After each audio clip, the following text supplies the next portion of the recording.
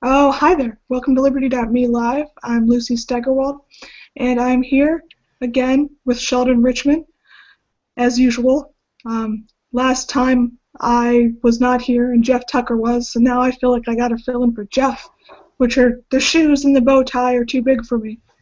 But anyway, alright, so we're back to normal here. You know Sheldon from the Freeman and Freedom Daily and Reason and his own free association blog, and he is affiliated with Center for a Stateless Society as well. You know him. You gotta know him. And we're here to talk about an extra depressing topic, which is ISIS, and I think, if I may be so bold as to assume, the larger question as well, what to do with sort of the brand new foreign enemy, the brand new worst people in the world, what libertarians are to do, that sort of thing. So Sheldon, hi, I'm glad you're here. Hi, glad you're back. Missed you 2 weeks ago. It was fun with Jeff, but it would have been three of us should do one sometime together. That sounds like it would be fun. That would be very good. Yeah, I'm ready. ISIS. I think a good way to start would be this speech that Jeb Bush gave on foreign policy, and also his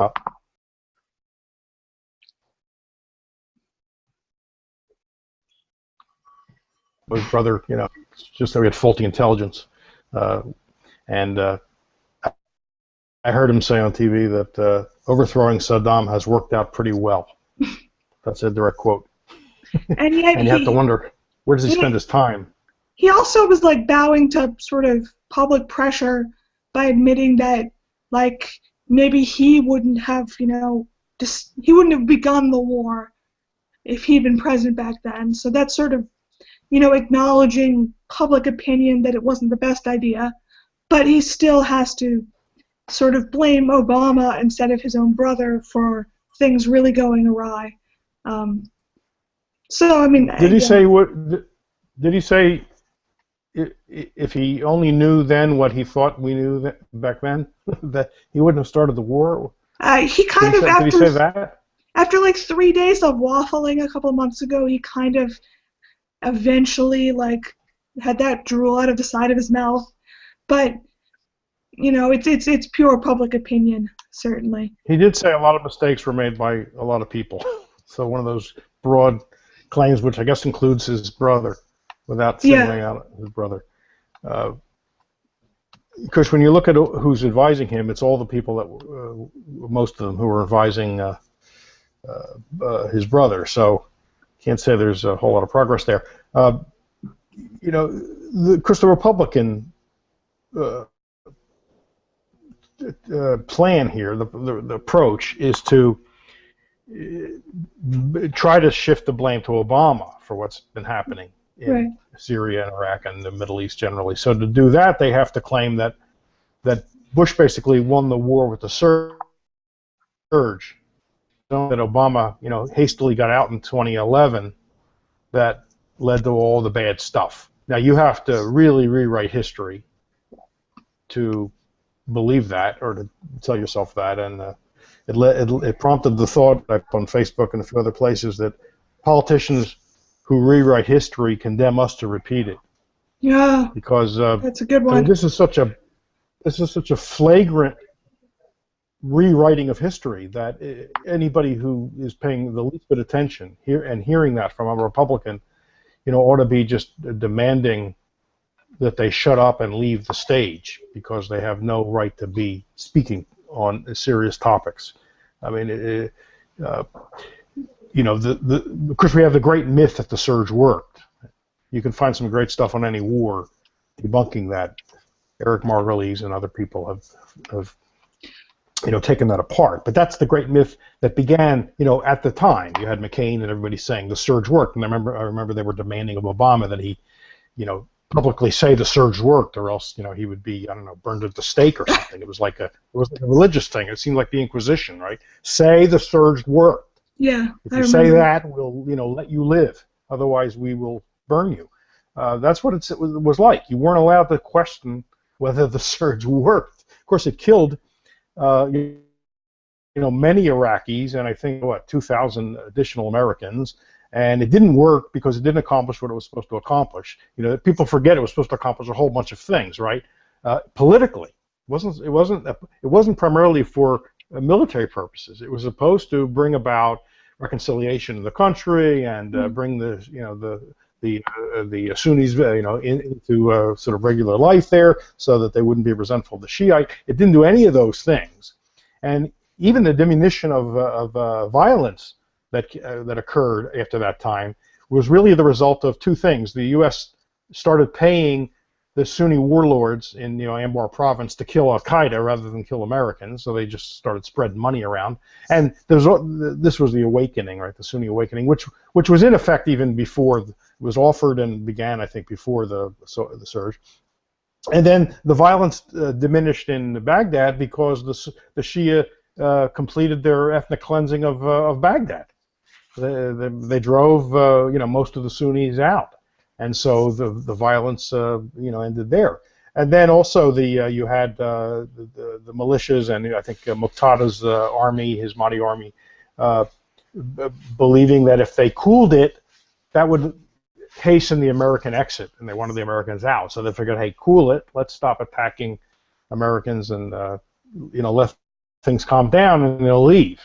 But to act like it was some big victory that Obama then later blew because he didn't leave a force there is wrong. And then number two, it was Bush who signed the Status of Forces Agreement calling for the U.S. to leave by the end of 2011. He tried to stay, but Maliki, the former prime minister, wouldn't grant a demand of Bush's, namely that if when American GIs behaved badly, Maliki said they should be subject to Iraqi law, and the U.S. wouldn't tolerate that. Bush wouldn't tolerate that, and so they couldn't cut a deal to keep even a residual force there. And even as 2011 was coming to a close, Obama was over there.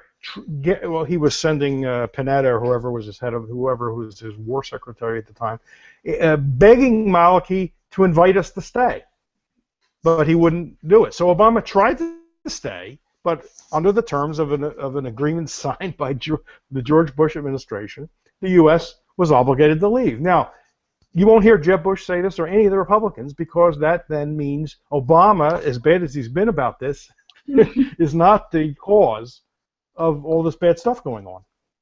Well, I mean, presumably, did they want Obama to just forcibly stay? I mean, did they want him to violate the treaty that George W. Bush did sign and just stop leading from behind and just stay there, whether Iraq wanted it or not? I guess that's what they wanted. Margulies or someone said, what did they want Bush to? Did they want Obama to reinvade Iraq? He has reinvaded Iraq. He's putting troops into Iraq. They're bombing Syria. So I don't really know why they're complaining about Obama. He's been pretty hawkish on this stuff. He boasts that he's good at killing people, and he drone kills people, and the only reason they can't admit he's doing what they would be doing is because he's a Democrat. Right. That's the sole reason. I've always wondered why Republicans hate Hillary Clinton so much for similar reasons. She's a huge hawk. I mean, she doesn't, want rigorous Fourth Amendment protections for you or for I. I mean, she was never very socially liberal, except when, the pressures of the time made it so that she had to be, finally. I mean, she seems kind of up their alley in all the worst ways. But, of course, she's a Democrat and is married to Bill Clinton. And that's all you need, really. Well, she says she regrets her vote on Iraq. I think that's clearly a political regret, because if she regretted it so much, why did she push Obama to invade or to bomb Libya, to implement the regime change in Libya, which has had horrible consequences, very similar to what's going on in Iraq and Syria? Why did she call for Assad and say he cannot stay, when that turned Syria into a magnet for the Salafists, the jihadists, who then flocked from Iraq into Syria and then came back to Iraq to help establish the Islamic State, which straddles that border, that former border. She was so regretful of that vote, she wouldn't have done those things. So I think we're entitled to believe she doesn't regret the vote, except in the political sense. It came back to haunt her. It doesn't matter if she personally regrets it or not. That's a mere curiosity. It doesn't have any consequences. Mm-hmm. But as I'm saying, I think when Jeb Bush was, as we just talked about, was being pushed into sort of, admitting whether he believes it or not that the war was bad, he was saying if I had known what we know now, I wouldn't have gone in. And there doesn't appear to be a politician on earth who. We need someone who knew it was going to be a bad idea. It's not as if you have to be, some sort of seer to have said this is a bad idea. It's like we have to destroy an entire country, an entire region, and then wait 13 years before we think, oh my goodness, I guess we shouldn't have done that. Like, we could have known. Yeah. I had a good inkling at age 16 that it was a bad idea. Well, and a lot of people were saying it. It's not hindsight, because plenty of people were saying it at the time. And that reminds me of another myth that has existed since back then, but the Republicans, of course, like to trot it out. Namely that Bush went in as the result of faulty intelligence. And as Margulies and others have pointed out, that's just a lie. It wasn't faulty intelligence. It was manipulated intelligence at the behest of Cheney, who actually was the real president of the United States. You're not going to see Jeb mentioning that. There were people talking to the McClatchy reporters in those days. It was Knight Ridder in those days, and to the AP and to other people, pointing out that the stuff that the Bush administration was saying about evidence of WMD, and they knew exactly where it was. Remember, Rumsfeld said, we know where the stuff is. Cheney said, we know where the stuff is. Then later they said, well, we never said we knew where the stuff is. There were people at the time in the intelligence organizations leaking to the press that this is crappy intelligence. It's being manipulated by Cheney. Cheney went over to the CIA and said, hey, get me stuff on Iraq, that Iraq was involved in 9/11. And then they were taking this shoddy stuff from Curveball, their informant, who turned out to be totally full of it. And I refuse to believe they didn't know that guy was shouldn't have been believed. So it was not faulty intelligence. And then it was to use the phrase of the Brits, it was sexed up, right? They talked about how a report of Blair's was, quote, sexed up. In other words, lies were added to it to make it sound scary, that we were all under threat of a nuclear weapon from Saddam Hussein. And Colin Powell said this before the UN. Condoleezza Rice was out there talking about a mushroom cloud, and we can't afford to wait for the smoking gun to be a mushroom cloud. Bush was repeating that. There was not faulty intelligence, because if you go back, you can find plenty of accounts, there's books about this. People at the time were saying this is wrong, this is manipulated by Cheney and company. They didn't just make honest mistakes. No, nothing honest about it. And no, at the end, the smoke. Look, the buildings were still coming down in New York, and Cheney said, "We got to get Iraq." Truly? We know that. We know that. Yeah. Because people have said it. Richard Clark, the guy that used to be in the National Security Council, plenty of people have written books and talked about this. They said, get me evidence that it's Iraq, we want to get Iraq. And don't forget, from the 90s, the neocons already had a blueprint for taking out Iraq, Syria, Libya, and eventually Iran. But I always It was a 1996 study that... It wasn't a study, it was a plan of action. Sorry, go ahead. It sounds so conspiratorial, but I mean, I know that it's all out there. It's not. Mm-hmm. It's there. I guess. No, they published it, right? Yeah. Right. You can find it on Scott Horton's site. You can read the text. It wasn't a secret at the time. The organization that sponsored it, I think, has since taken it down. But lots of other places captured it back when it was on the web and have it. And Scott Horton has it in his documents section. I guess what I never know is what do they. All right, so you can claim, Saddam has a nuke and chemical weapons and he's going to use them and we're all in danger and we have to act now and all that.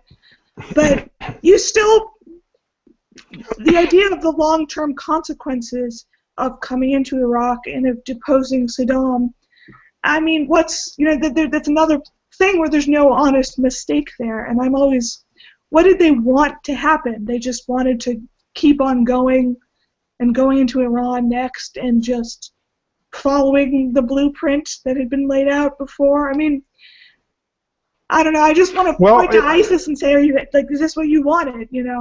And they'll say, no, we wanted to crush the region completely so that somehow ISIS or something similar could never grow, but that is unrealistic. Well, it's interesting. Yeah, but it's interesting you mentioned that. They weren't oblivious to that.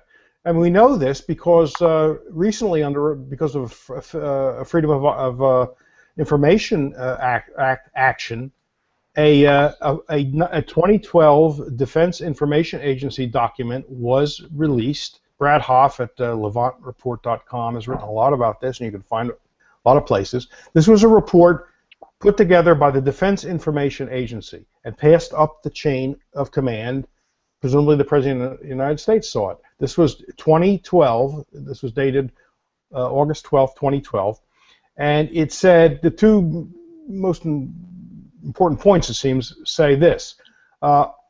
Opposition forces, talking about Syria now. Opposition, don't forget, Syria is an ally of the Syrian regime, is an ally of Iran. So the reason the U.S. wants to get rid of Assad is because they believe it would weaken Iran.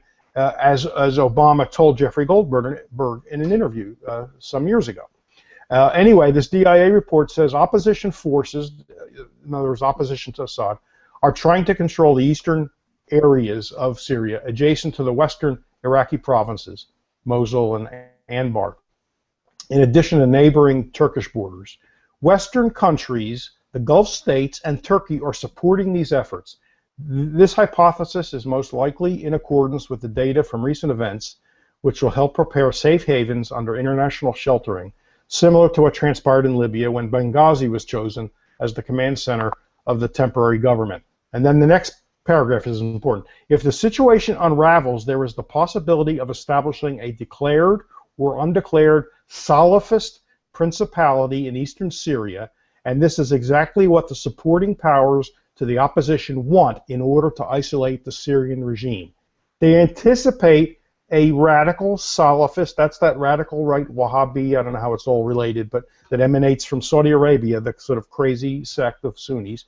A Salafist principality, they said, is a likely outcome, and the Western and the opposition powers, which includes the Western countries, this is the DIA talking again, once it knows it's going to happen and wants it to happen because it's going to isolate Syria, which will harm Iran.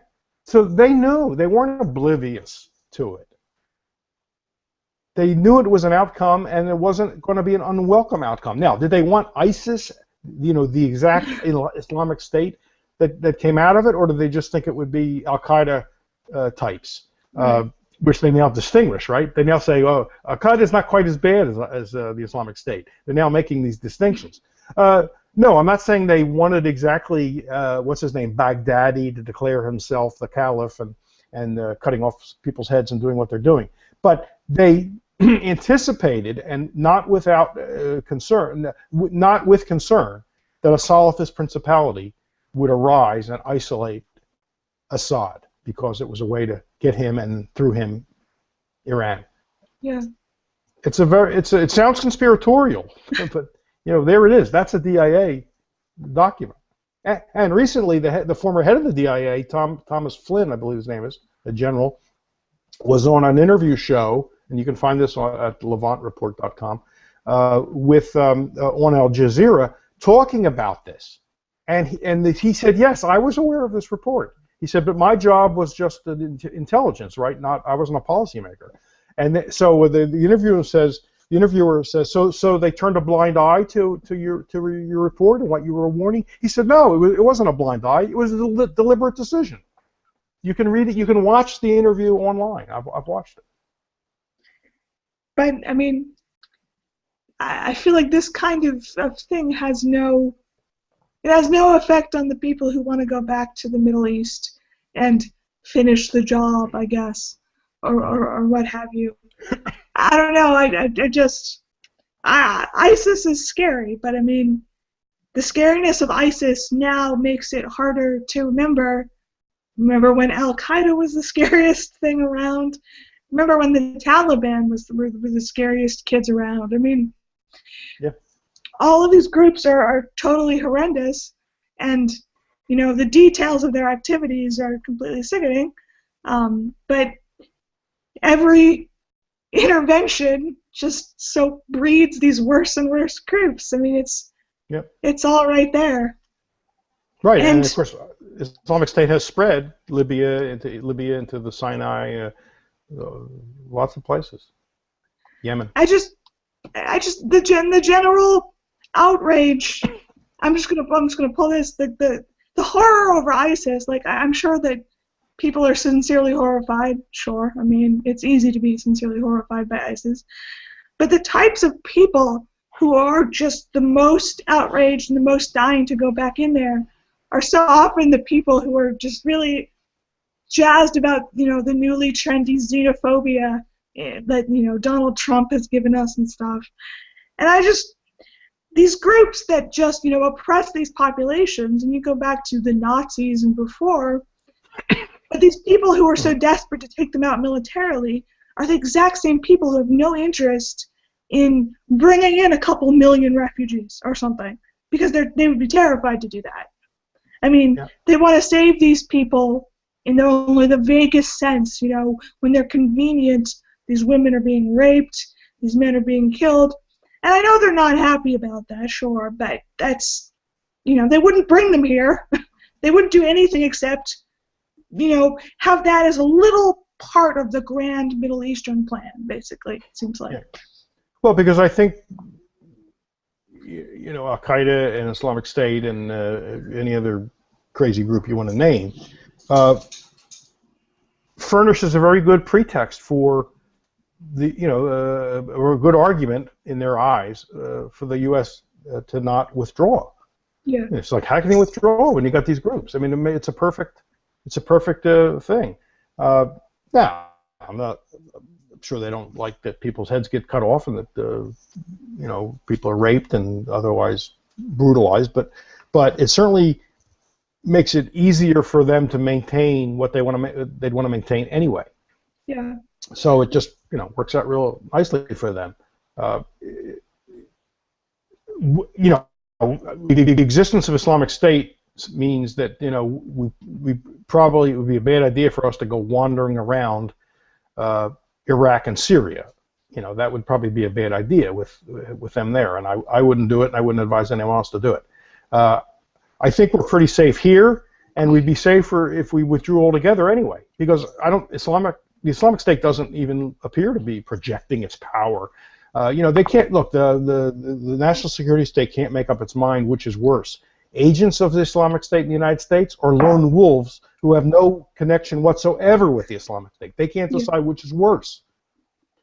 They know that somebody could be sitting at his or her computer and reading up on stuff and be offended that Muslims are being killed and bombed and otherwise tormented in the Middle East, and get mad and want to go shoot at a recruiting station. They know that can happen, but does it make them rethink the policy? No. It doesn't. It doesn't make them rethink the policy. Instead, they rethink things like Wesley Clark the other day saying, well, maybe we need camps to put young Muslims in to make sure they don't. I realize he didn't say the word Muslims. He comes back and says, I never said Muslims. The context was young Muslims. Didn't he say radicals? I mean, or I'm trying to remember what he said. I think just camps in general, can we not, Like, shout out to Michelle Malkin and her. He didn't say new camps. He didn't say new camps, so he must have been meant existing camps. Oh. As if that somehow makes his position more palatable. Oh, he got very mad that people said he got very mad that people said that he wanted to set up new camps. You realize how the old many camps people are good enough. will take that as a sign that the FEMA camp conspiracy theories are all true? Like, someone out there is going to be like, Yeah. It's all going to come together in their head when they hear you say that. So. See, the only thing that's unthinkable is the policy. To ward off this danger, this alleged danger, which is actually pretty minimal, but they can't rethink the policy. That is sacred. You can't talk about it. You know, you watch CNN or any of the major networks and see how much discussion you actually get about the policy and bring on a real critic of it. You never see it. Congressmen or Congress critters are brought on to spout all kinds of stuff. Nobody ever challenges them. The interviewer certainly doesn't challenge them, and they never bring them on with someone who can say, well, you're really wrong about that, and here's why. No, they just get, they bring Tom Cotton on, they bring other people on, and they're just allowed to speak nonstop as if everything they're saying must absolutely be true, because after all, they're in Congress. I mean, as much of an obvious agenda as RT had, I kind of miss when people I like, excuse me, people I like would go on RT. I was on there once or twice before Putin started flexing his muscles and making everyone nervous. RT had a very obvious agenda to have people who were anti-American on, but that tended to often translate to more subversive people, some of whom who were very good, some of whom were people I know and like.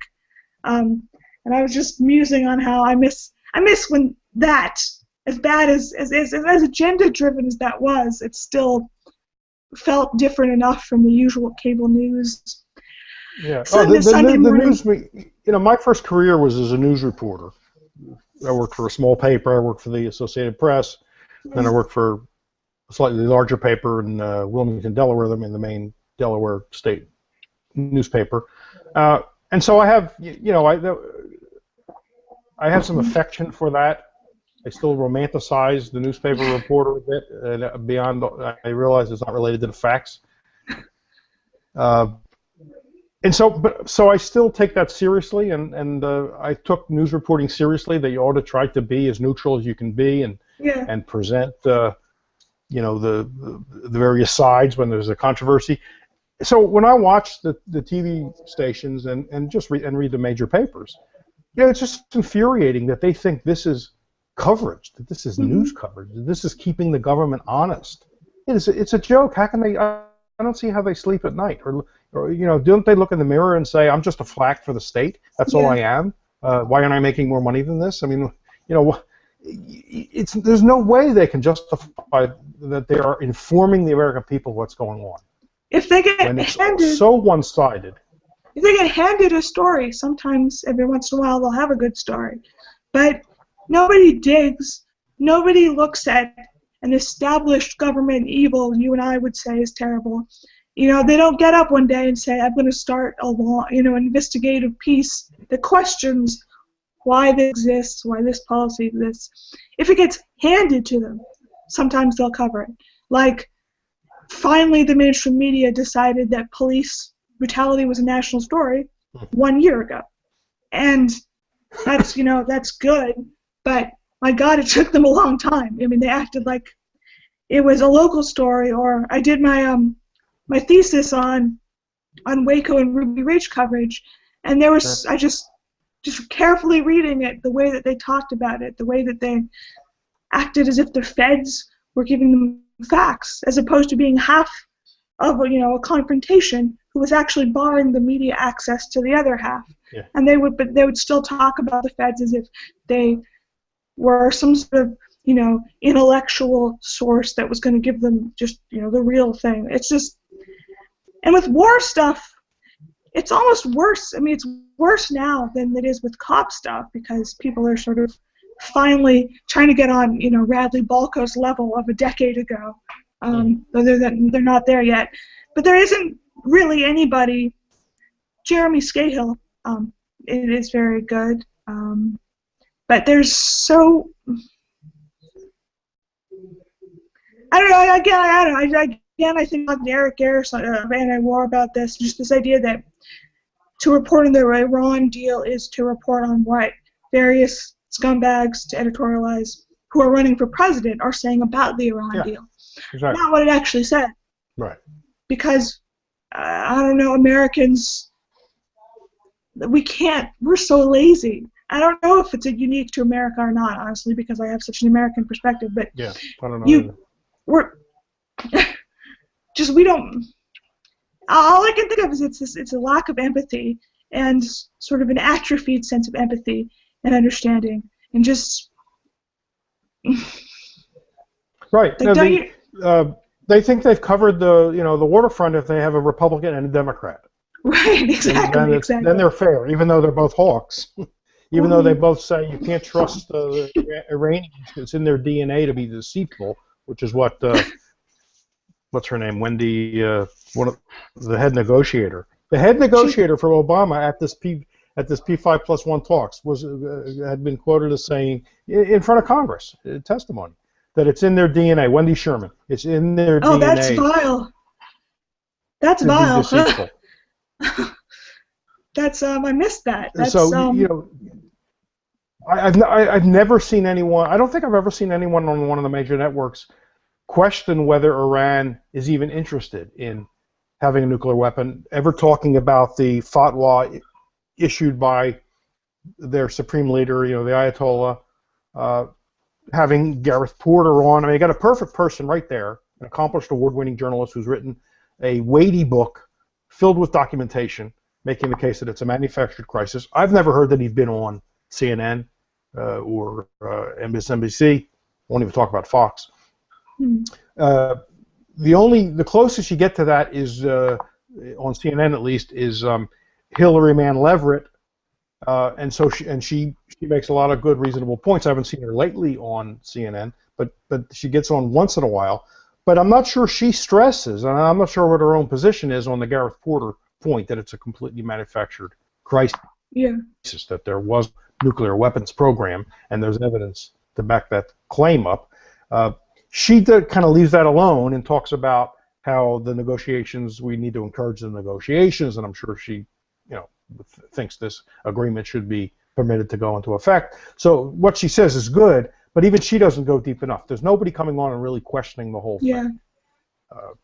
Once in a while you'll see them say that the CIA, overthrew an elected government in 1953, which made the Iranians kind of mad at us. That's an accomplishment if they notice that. Once in a blue moon. Yeah. Once in a blue moon that will get mentioned. But it's as if, okay, that's ancient history. That's got no significance. That was so long ago that surely that can't have any bearing. Everything except 2001, 1979, and I guess 2012 because of Benghazi. Like, those are the only years that aren't ancient history. Oh, and 1938, of course, is also very current, very relevant, constantly. And it's like Groundhog Day because every year is 1938. I'm telling you, Jonathan Chait, I'm not a fan, but I believe he's the one who gathered like a collection of William Crystal, calling everything 1938, and it was just this list. And I was like, Jonathan Chait, everything is forgiven because this is so beautiful. Oh, dear. Yeah. All right, but so you and I think, acknowledge that Iran is not 70 million suicidal people, even if they have some theocratic elements. Yeah. But something like ISIS, I think it reminds a lot of people about, Imperial Japan or anyone where there's this sort of religiosity and sort of this suicidal lack of self-preservation. I know they want, the caliphate and they want land, sort of more tangible things. But, their fighters are very happy to be martyred in battle because that's their thing. And I think that somebody savvy might give you Iran, there's a lot of rational people who want to keep living and trading and thriving, but maybe ISIS is a different animal. And I know they say that every time about every new threat, but, what do we say to that, I guess, is the question. Well, I don't want to live under ISIS. I don't want to live under any theocracy, given my attitude toward religion. I certainly don't want to give, or the civic theocracy we live under here. I don't want any. Yes. Because the funny thing is, and Scott Horton likes to point this out, that the two forces best poised to combat ISIS are Iran and Assad, because Assad still has an effective army. He's not. People keep predicting how his government's going to fall, but it hasn't fallen.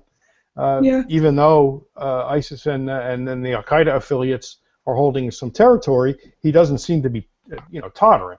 So he's got a military, and the Iranians have a military. So I'm not talking about a libertarian now, but if someone who's just sort of obsessed with ISIS and wants to see ISIS defeated, it seems to me you'd want to encourage Assad in Iran. Now, in a way, we're on Iran's side, right? The U.S. is on Iran's side in Iraq, but it's against Assad in Syria. It also says it's against ISIS and the Al-Qaeda affiliates, but it's also fighting Assad. So when you fight Assad, you're helping the other side. Yeah. And they still claim that there are these moderates, right? These moderates they're going to train, and something like they spent millions of dollars and trained like 40 or 50 people so far. It's a joke. Yeah. And Hillary was saying in 2011, when she was being criticized for why isn't the U.S. doing more to overthrow Assad, she said something like, well, it's not as if they're moderates there, in the opposition. So back when it was convenient to admit there were no moderates in the opposition, she was willing to do that. Well, I mean, there may be somewhere a few, but the idea that the U.S. with its history can be trusted to find them and that even to train them would do any good is the absurd part. I'm sure there are people in that disaster of a situation who would like Assad and most of the fighters both to go away so they can, live and stuff.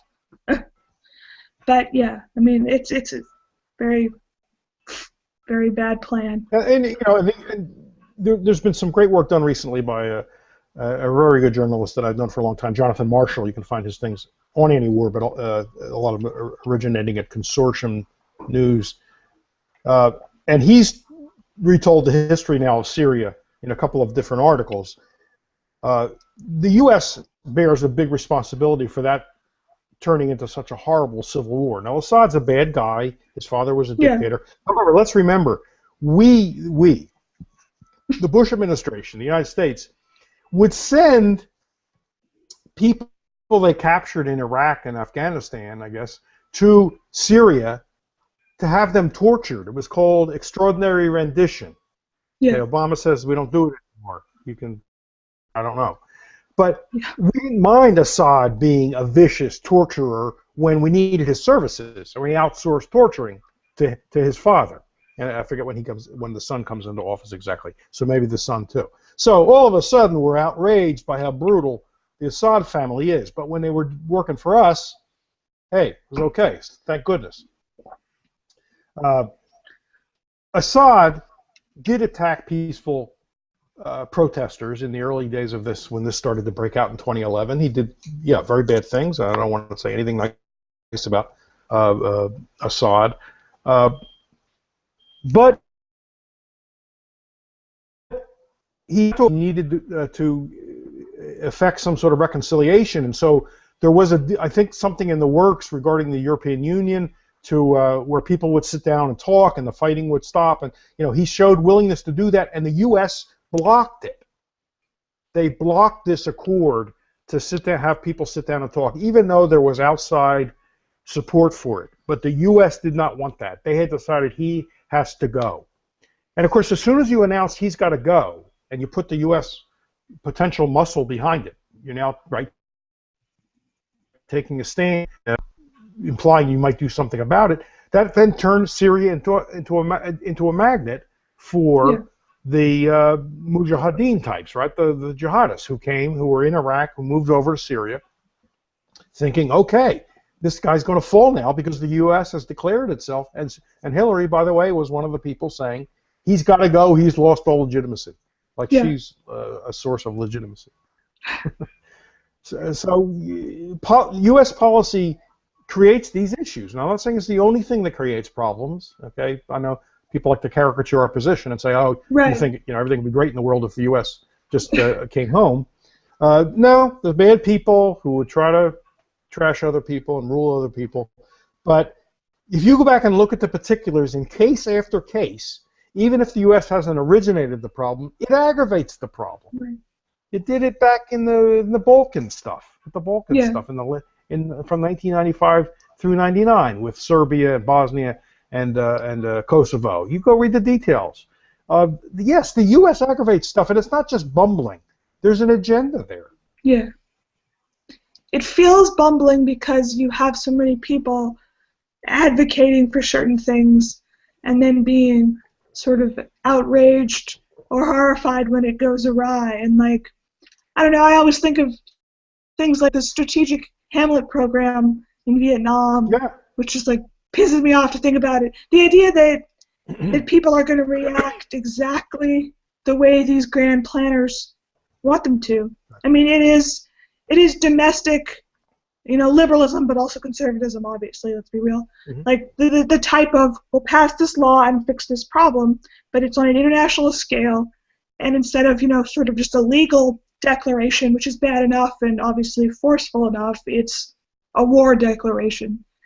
They think that people will react like robots and they will not learn the lesson, no matter how many centuries it takes, that is not how human beings react to things. They react differently than that.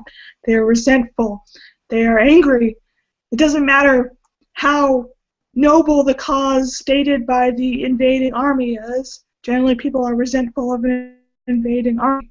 I mean, that army could have the purest sounding agenda ever written down, and people would still be resentful, and I understand that. So, I mean, I think it's such a human reaction. And these people, that is why this type of person does not believe that these people are human beings. Not really. I don't think they know that they don't believe that, but the way that they act, as if these people should act, is like they're puppets. They think that their wills can be bended just by a really nice Adam Smith calls these people the men of system. In the Theory of Moral Sentiments, he talks about the men of system, and how you can spot that such a person is he sees the society, in this case foreign societies, as a chessboard. Yes. And that the people are just pieces on the chessboard to be moved as this man of system wishes, not realizing that they have their own principle of motion. I mean, Smith, as usual, is brilliant. I mean, he's so, he wasn't talking about foreign intervention, but it easily just applies there too.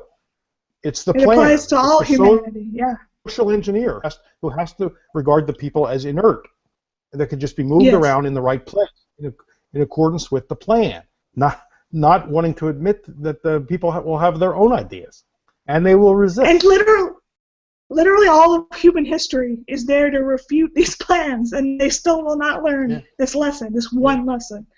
And if you can't do it domestically, how much harder is it to do it if you can't do it domestically, and they can't, how much harder is it to do it in a foreign society where you don't know the culture? You think these people, Wolfowitz and those guys, understood Iranian culture, Syrian culture? No, cultures are very complex. Societies are complex, and so what they couldn't even do in one state in the United States, where they speak the language and pretty much understand the culture, the case against them trying to do it in a foreign country is overwhelming, just because of all the additional complications. I mean, any society is complex to begin with, but make it one that's foreign that a mania to think that you could do that, and yet that's what they plan to do.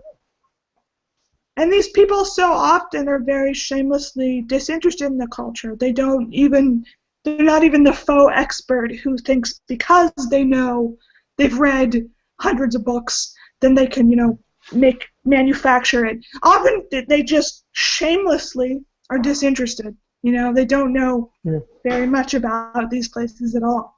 Vietnam was certainly like that, I think. Yeah, this 1996 plan of action I mentioned that the neocons put together, and by the way, Netanyahu was kind of in on this. He wasn't, and this was a plan that he embraced, and they were friends with Netanyahu. They talked about how they were going to overthrow Iraq, kick out Saddam Hussein, and put in a Hashemite king.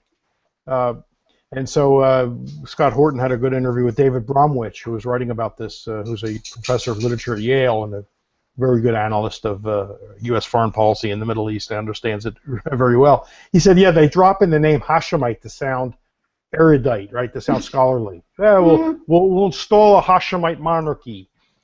You know, it's a family. It's a prominent family. King Hussein and then King Abdullah now of Jordan are Hashemites, and you know, it's Okay. one of the competing families. And Yeah. so, and a Hashemite was originally under the British plan was supposed to rule Iraq, except he got overthrown.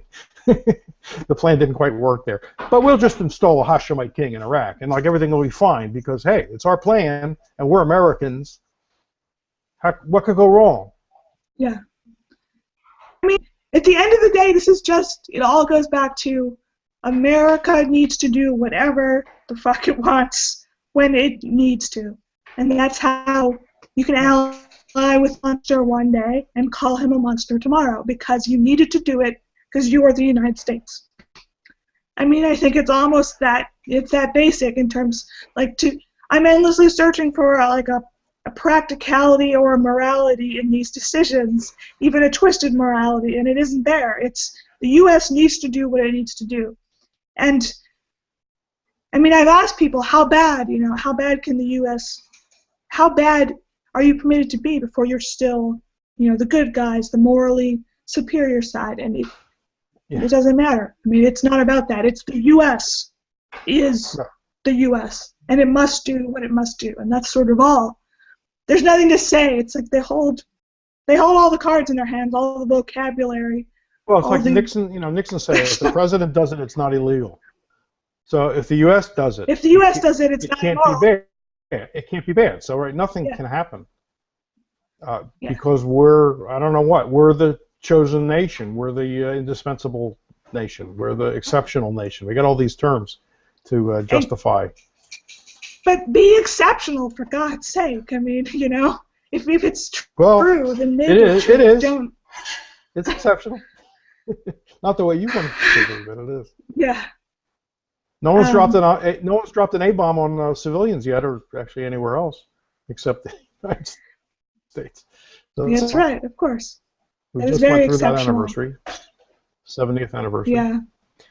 So I don't know what's going to happen because I don't see anybody showing any kind of wisdom, you know, who's in any prominent position. I mean, Obama's the best we got. Yeah. Which isn't saying much. I mean, we presumably this agreement's not going to be killed by Congress. At least they won't have veto. They're not veto proof. But of course, it could be very short-lived because if a Republican gets in 2017. All of them have vowed to what? To end it, right? To tear it up, to impose sanctions. Yeah. And I think Scott Walker's even promised to start a war with Iran on his first day. You know? Yeah, he seems like a bit of a monster after all that. And here's a guy who, you know, certainly true of a lot of them, knows absolutely nothing about foreign policy. You know, he's been a governor. What did he do? He talked to a couple of. He says he talked to a couple of leaders of Gulf states. So now he's, and you know, and who knows who's advising him. Trump says he's getting advice from John Bolton. Oh, geez, that's right. He loves Bolton. Bolton has called for war. Bolton is one of the few people who are saying, you know what, Obama's right. It's either this agreement or war. We can't get we could never get an agreement we want, Bolton said. So does Joshua Moravchik think that, and Norman Podhoretz and Crystal. So they're saying that Obama is right. If it's not disagreement, it is war, and why wait? Let's just have the war now. That's what they say. And Bolton is one of those people. They like war. I'm so glad that I've booed John Bolton in real life. I feel like that will be on my tombstone, and it'll be a good, rich life. He's helping to advise Trump. Trump says he likes him. I don't know if he actually says he calls him up. He also says he gets his military advice by watching the Sunday morning shows. Oh, Jesus.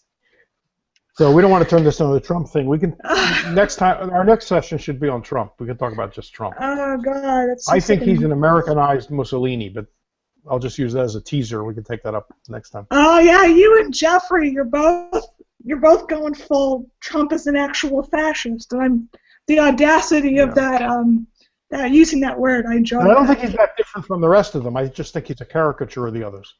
So that's my position. I don't really. I think he's, you know what a caricature does, right? It takes takes some distinguishing characteristics and really exaggerates them. I think that's Trump, not that different from all the rest of them. That's very accurate, disturbingly But so. we can hold that. I mean, Jeff and I talked about Trump the last time, so we can skip this one and keep on the Middle East and talk about. There'll be more Trump developments between now and 2 weeks from now. I'm sure there will. All right, so the question is, how's it going to get any better? If a Republican gets elected, it's not going to be better. If Hillary gets elected, look, I heard her. And this is okay. She's quote the dove, right, of the people running for president at the moment. I don't even think we can. I don't even know that Sanders is more dovish than she is. I think he's a total phony. I think he's a little. I saw her talking the other day. Yeah, we talk about him in a second. Yeah. I saw her talking about the other day, defending the agreement on Iran, right? What do they call it? The Joint Comprehensive Plan of Action. Okay, defending it in the most hawkish terms about how terrible Iran is, how it can't be trusted, how it's the chief sponsor of terrorism in the world. You know, lots of people say that. You never see any evidence for it. You never see anybody spell it out. It's just one of those things we believe. Yeah. It's like the 2 minutes of hate in 1984, right? You stand up and you scream, Iran is the chief state sponsor of terrorism. Iran is the chief. No one can ever give you any evidence. But there's been stuff on anti-war refuting it. It's just that the hawks if there's any violence anywhere in the world, the hawks blame Iran. So now we have this impression that Iran's behind all violence. You wouldn't believe, to listen to Hillary in that speech, you wouldn't believe she was in favor of the agreement. If you didn't hear that line, but all the rest of it, you think, oh, she must be against the agreement. So now Sanders votes for war funding. He's voted for bad stuff, mass incarceration, crime bills that have introduced tough mandatory minimums. Okay, that's not war and peace. I realize that's the domestic war and peace. But on foreign war and peace, what's he done? Okay, I think he voted for the Iraq. He says he voted for the Iraq resolution. He voted against it, although he voted for the 2001 Afghan authorization of force. Hey, so did Ron Paul. Yeah, that's true. But then he votes for every appropriation to keep the wars going. Yeah. A true anti-war person would be making a big stand on it every time he had a chance to vote. He's not anti-war, but I mean, to be better than Hillary, is not that difficult. So if he is a hair better, it doesn't say much, Except he doesn't talk about it. Instead, he talks about, minimum wage and stuff like that. Or the Koch conspiracy of open borders. I mean, I can't be for open borders because the Kochs are for open borders. There's a man of courage and conviction who thinks for himself. Tell me what the Kochs are for, and I'll tell you what I'm against. That's his attitude. That was hideous. That was so hideous. I mean, it's a joke. I mean, he can't be against mass incarceration and criminal justice reform because the Kochs were on that long before he, that's exactly was right. Obligated to chime in on it. So I saw a Koch representative on Amy Goodman's Democracy. What's it called? Democracy Today. Making an impassioned argument against this mass incarceration. He was on with I forget who it was. Somebody from the left on with him, and Amy Goodman was loving it. Mm-hmm. This guy was eloquent. He's like an executive vice president of Koch Industries, condemning the these policies of having so many people in prison. It was great. Here's a question popping up. Oh, it just disappeared. I lost it. Oh no, it's there. It's on the chat. It's what's the first thing you would say to someone who strongly advocates Iran sanctions because they'll start a nuclear war if we don't? I mean, nuclear war, we can't, fuck around with that. Well, you need to have nuclear weapons to start a nuclear war, number one. That's a point of logic. Yes. I think we can say that a priori. Look, first of all, another myth is that Iran, it was sanctions that got Iran to the table. Yeah. So we had them where we wanted them, and then we let them squirm out. Okay, that's the Republican line. Well, first of all, in 2003, Iran made a comprehensive offer, a grand bargain to the Bush administration to sit down and talk about all outstanding issues between the two countries, including their suspicions about nuclear weapons. Made a grand bargain. The Swiss, we don't talk to the Iranians, so the Swiss were the go-between. Right. And by the way, as part of this grand bargain, they were willing to talk about the Palestinians too, and they embraced the Arab initiative that Saudi Arabia had put forward a year or so before that, like 2002 or something, and then later on it was renewed, which talked about a comprehensive settlement of the Palestinian issue, recognition of Israel. This is the Arab League now offering this recognition of Israel in a two-state context. That was incorporated in the grand bargain that Iran communicated to the Bush administration. Keep in mind that Iran cooperated after 9/11 also with the U.S. But the U.S. quickly realized, no, we don't want their cooperation. So in 2002, in the State of the Union address, that's when Bush famously named Iran as a member of the axis of evil, including Iraq. Iraq and Iran fought for almost 10 years in the 80s, a vicious, brutal war launched by Iraq. Anyway, they're co-members of the axis of evil and North Korea. Yeah. So this is how we thanked Iran for its help after 9/11. And there were people in the streets in Tehran after 9/11 in sympathy demonstrations for the United States. That didn't happen in Riyadh in Saudi Arabia. It happened in Iran. Just for the record now. I'm not a fan of that regime. I know, but that makes me want to cry when I think about it. They had signs and were demonstrating. The Iranian people like America. They hate the government's policies, but they like America and they like Americans. It's a very well-educated, middle-class country. It's in a way, it's an amazing country. It's a very old country. It's the only country there that's not an artificial country in the Middle East. The others were all created by Britain and France. This actually goes back thousands of years. And by the way, there's an ancient Jewish community with 25 synagogues and a big hospital in Tehran and they freely practice their religion. Now, maybe they're hit with some taxes. I'm not saying it's a free country, but they openly practice their religion. Okay? How many synagogues do you think are in downtown Riyadh? Yeah. That many. How many churches are in Riyadh? That many.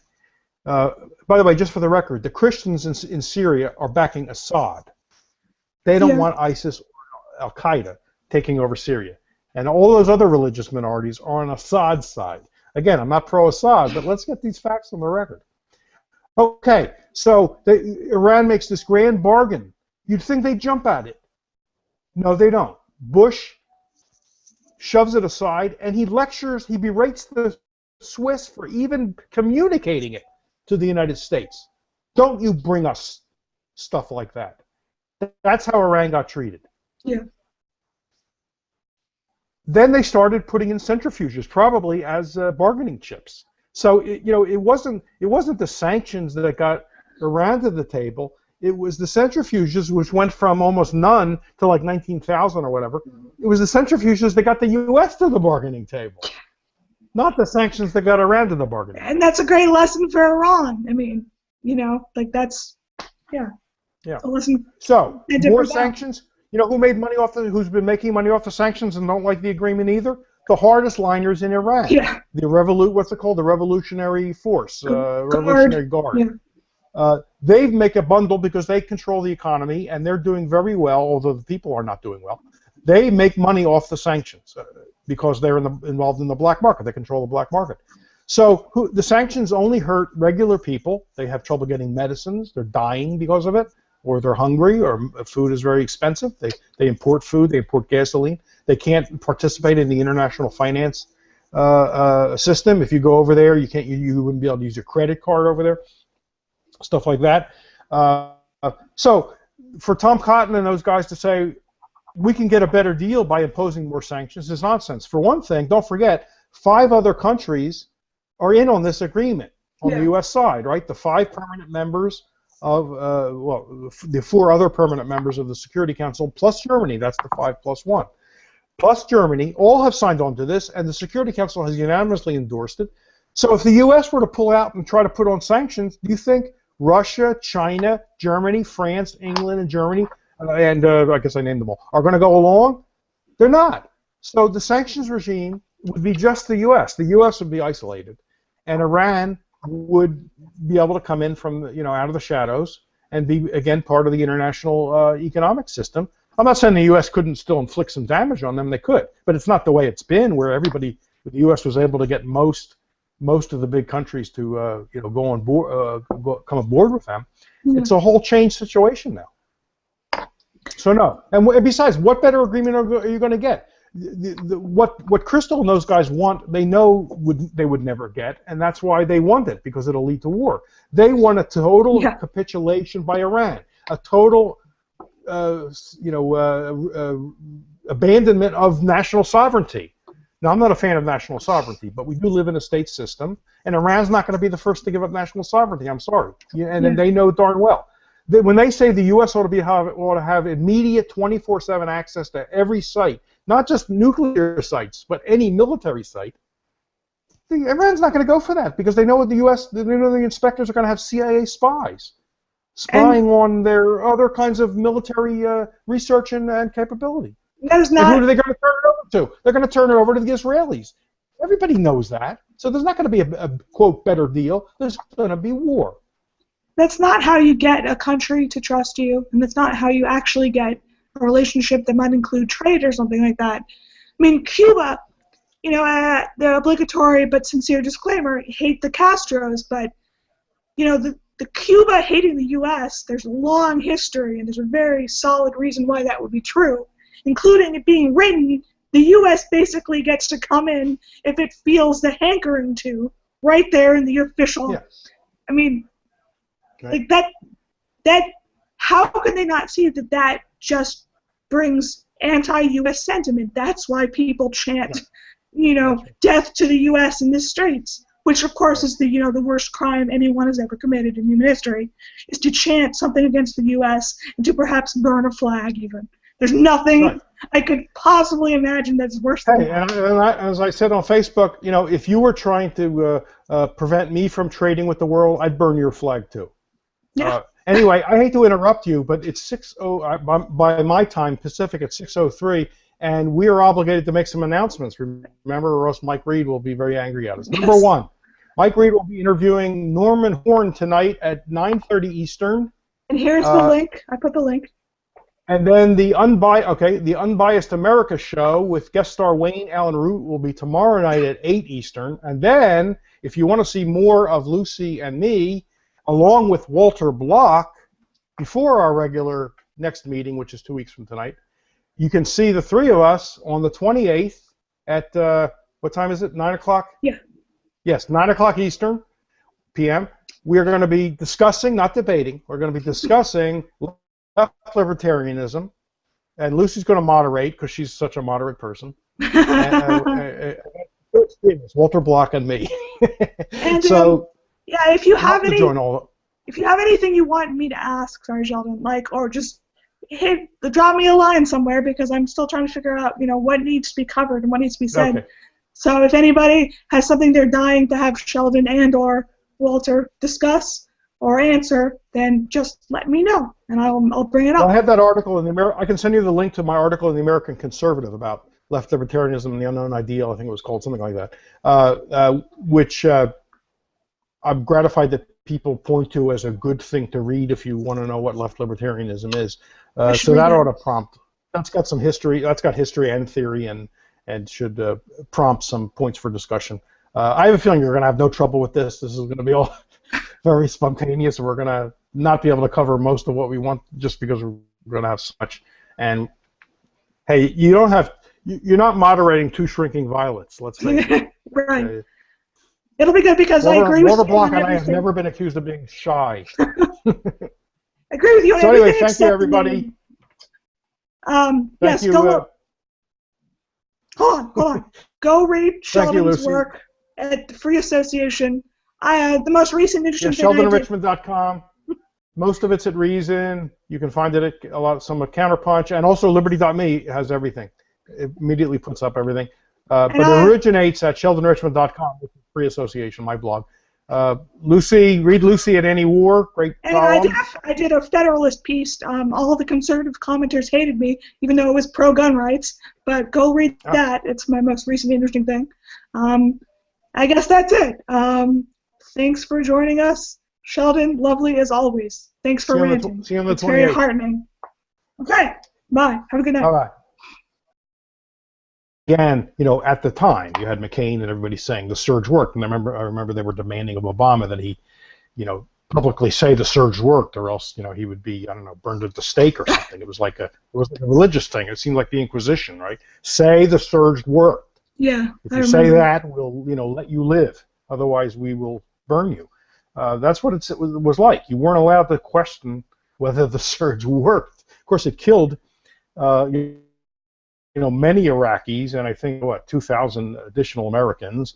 And it didn't work because it didn't accomplish what it was supposed to accomplish. People forget it was supposed to accomplish a whole bunch of things, right? Politically, it wasn't primarily for military purposes. It was supposed to bring about reconciliation in the country and bring the Sunnis into sort of regular life there, so that they wouldn't be resentful of the Shiite. It didn't do any of those things, and even the diminution of violence that occurred after that time was really the result of two things. The U.S. started paying the Sunni warlords in Anbar province to kill Al-Qaeda rather than kill Americans, so they just started spreading money around. And this was the awakening, right? The Sunni awakening, which was in effect even before it was offered and began, I think, before the surge. And then the violence diminished in Baghdad because the Shia completed their ethnic cleansing of Baghdad. They drove people that most of them who were advising his brother. So can't say there's a whole lot of progress there. Of course, the Republican plan here, the approach is to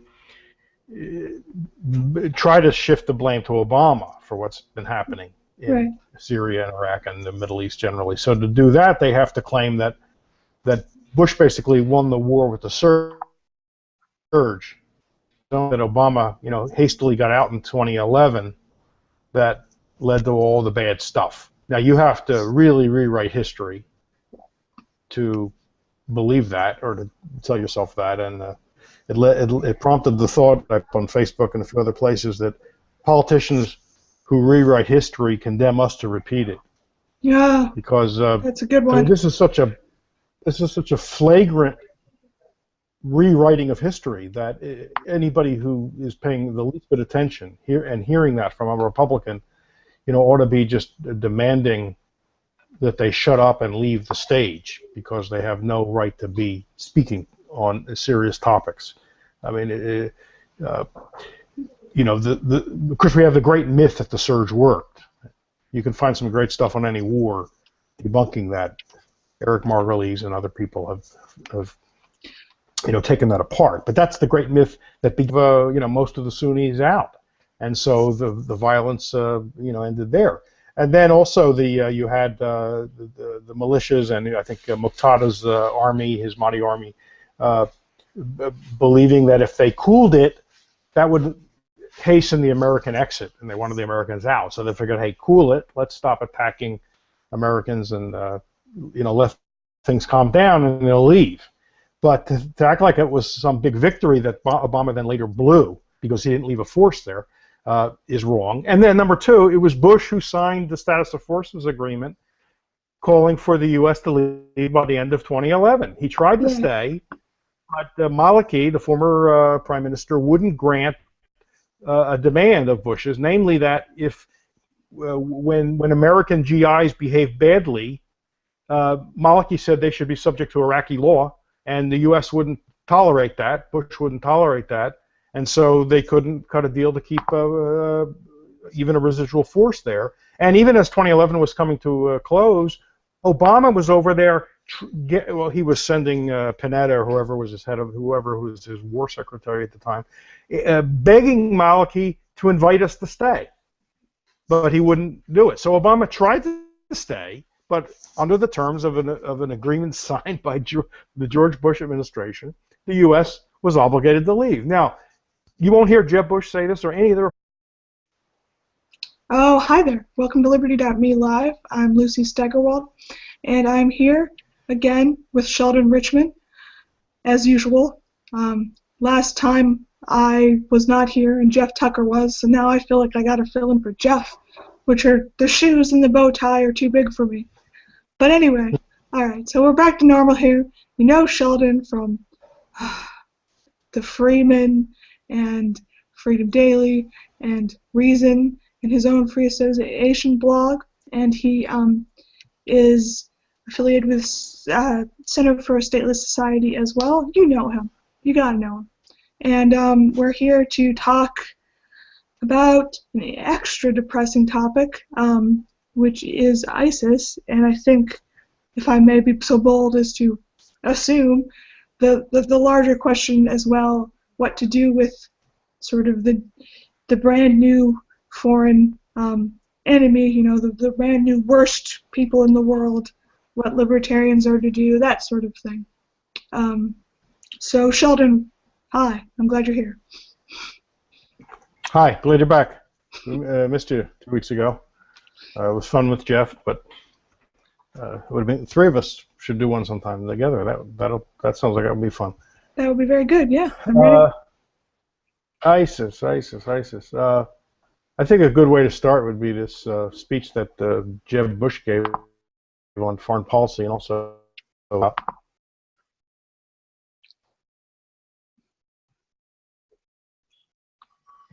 his brother. Just that we had faulty intelligence, and I heard him say on TV that overthrowing Saddam has worked out pretty well. That's a direct quote. And yet and you have to wonder, where does he spend his time?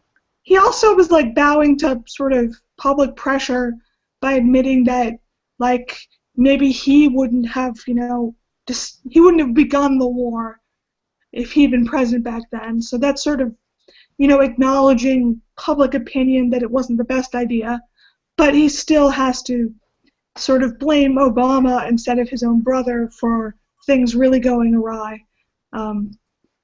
So I mean, did he say what? Did he say if he only knew then what he thought we knew back then, that he wouldn't have started the war? He kind of did he say that? After 3 days of waffling a couple of months ago, he kind of eventually had that drool out of the side of his mouth.